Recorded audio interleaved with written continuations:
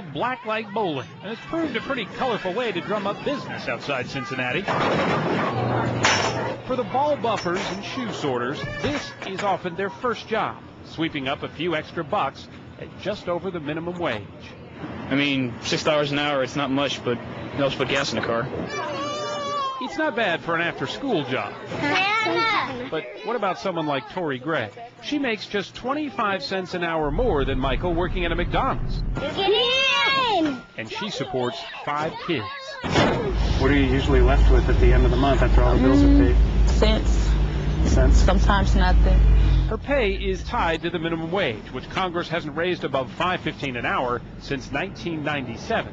Since then, 23 states have raised it on their own. And next Tuesday, minimum wage will be voted on in a half dozen more states, including Ohio, which wants to raise it to $6.85.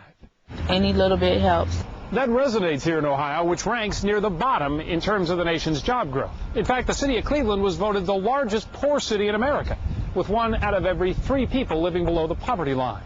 Like Amanda Stewart, who makes less than $10,000 a year.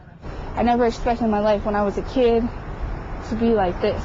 But small business owners like the one back at that bowling alley have argued for years that if you raise the minimum wage jobs could strike out.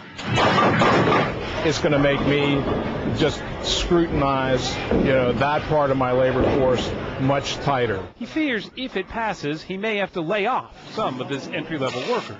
Some economists agree with him, but not all of them. They cite states where the minimum wage was raised, and that actually led to job growth.